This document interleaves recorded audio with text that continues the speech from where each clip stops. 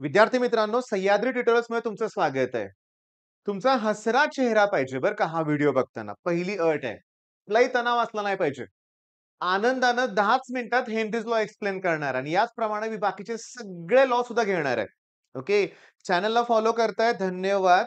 चॅनलला सबस्क्राईब केलं नसेल तर अगोदर सबस्क्राईब करा आणि आपल्या अशाच मित्रांबरोबर शेअर करा व्हिडिओ की जी मुलं तणावात आहेत.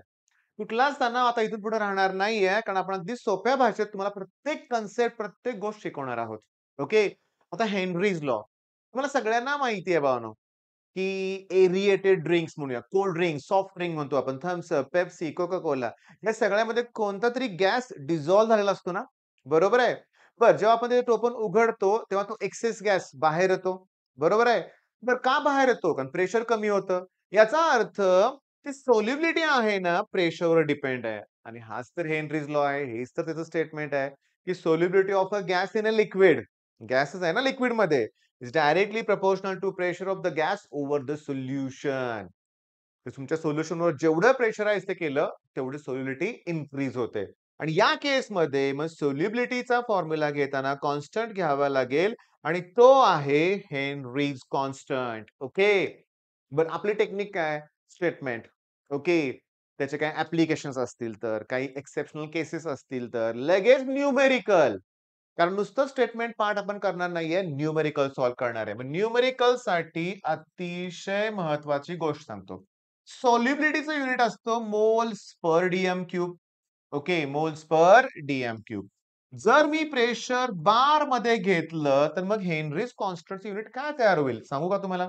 हे प्रेशर बारमध्ये इंटूचं अपॉन होईल. म्हणजे मला मिळेल मोल्स पर डीएम क्यूब म्हणजे -3 आणि बार इन्व्हर्स. ओके. पण काही केसमध्ये प्रेशर हे एटमॉस्फेरिक मध्ये देतात.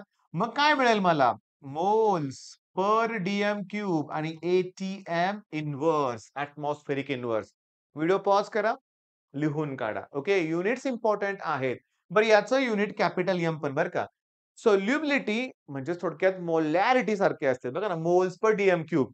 नंबर ऑफ मोल्स ठीक आहे. अपॉन व्हॉल्यूम जर घेतला, तर ती मोलॅरिटी असते. तीच इथं सोल्युबिलिटी आहे. ओके. लिहून घेतलंय. मला पुढचा पार्ट एक्सप्लेन करायचा आहे. हे त्याचं स्टेटमेंट आहे. ठीक आहे.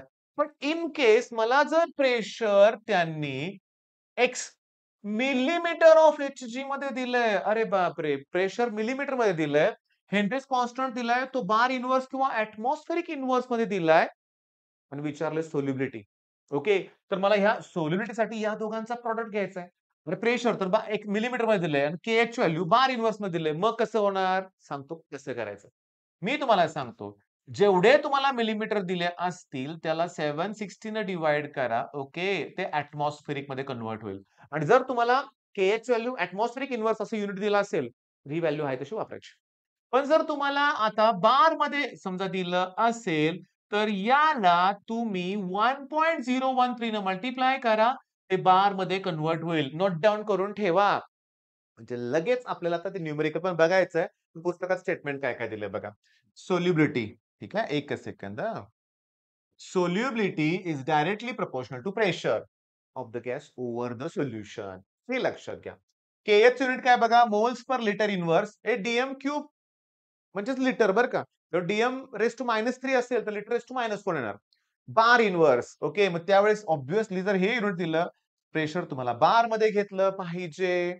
ओके. तुमच्या लक्षात आलंय? ओके. म्हणजे आता इथं केएच पण एक डेफिनिशन आहे Henrys constant.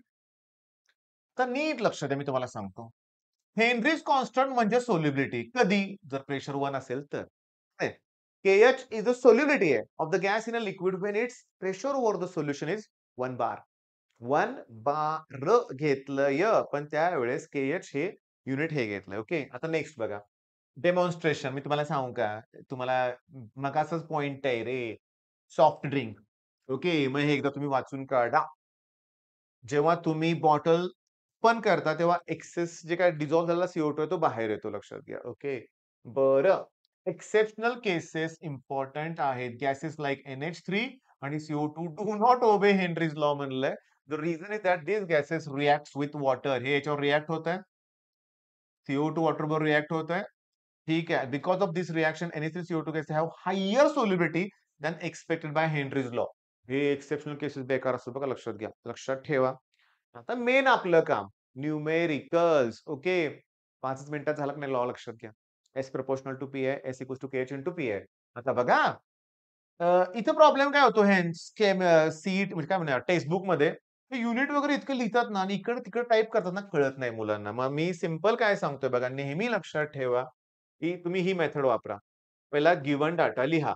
The solubility of a gas dash dash is 1 bar. 1 bar pressure दिलंय आणि हे एवढं दिलंय सोल्युबिलिटी. मग सोल्युबिलिटी त्यांनी दिलेली आहे 6.85 into 10⁻⁻4 moles per litre inverse बरं. कॅल्क्युलेट हेनरीज लॉ कॉन्स्टंट म्हणजे केएच विचारलंय, मोलॅरिटी विचारलंय. ओके बरं. मोलॅरिटी म्हणजे सोल्युबिलिटी विचारलंय. दुसऱ्या क्वेशनमध्ये dissolved in water under atmospheric condition partial pressure is 0.75 bar. पहिला 1 बार दिलंय. म्हणजे पहिल्या कंडिशनला प्रेशर दिलंय 1 बार आणि विचारलंय हेनरीज लॉ कॉन्स्टंट. मग एस इक्वॉल्स टू फॉर्म्युला काय रे? KH into P. मग एसची व्हॅल्यू दिलेली ती लिहितो मी 6.85 इंटू 10⁻⁻4 केएच मला विचारलंय. प्रेशर 1 दिलंय. इंटू 1 चा अपॉन 1 करा. त्याला लॉग टेबल तर कशाला लागते? आहे तसं आन्सर येणार. पण प्रेशर कशात दिलंय? बार. मग युनिटमध्ये काय येणार? बार इन्व्हर्स. पहिला प्रश्न झाला. मोलॅरिटी म्हणजे सोल्युबिलिटी विचारले म्हणजे येस विचारले. आता केएच तर फिक्स व्हॅल्यू मिळाली आपल्याला. मग ही केएच व्हॅल्यू इथं वापरा. ओके आणि इंटू पी. आता पी 0.75 घ्या. झालं की 0.75 ने मल्टिप्लाय करा. म्हणजे तुम्ही 6.85 ला 3/4 ने मल्टिप्लाय करा. म्हणजे 0.75. मग 3 ने मल्टिप्लाय करा, 4 ने डिव्हाईड करा किंवा विथआऊट लॉग टेबल 0.75 ने करा मल्टिप्लाय. करा 5 न 7 न. लॉग टेबलवरून चुका करत असाल तर. पॉइंट द्यायचं कुठे कळत नाही म्हणून बऱ्याच वेळा. मग अशा केसमध्ये हे उलटं बरं पडतंय लक्षात घ्या. सांगू का? 3/4 म्हणजे 0.75 1 पेक्षा छोटा नंबर आहे. याचा अर्थ अँड प्रॉडक्ट ह्याच्यापेक्षा कमी येणार. ओके. विथआऊट लॉग टेबल करा. किती सिंपल फॉर्म्युलाने सांगा बघू. आता खरी गंमत आहे. नीट लक्ष द्या. हेनरीज लॉ कॉन्स्टंट दिलेला आहे आणि त्या ठिकाणी दिलंय बार इन्व्हर्स. त्या ठिकाणी दिलंय तुम्हाला बार इन्व्हर्स. हे बार इन्व्हर्स दिलंय. ओके. आणि प्रेशर दिलंय मिलीमीटरमध्ये. असं कसं चालेल?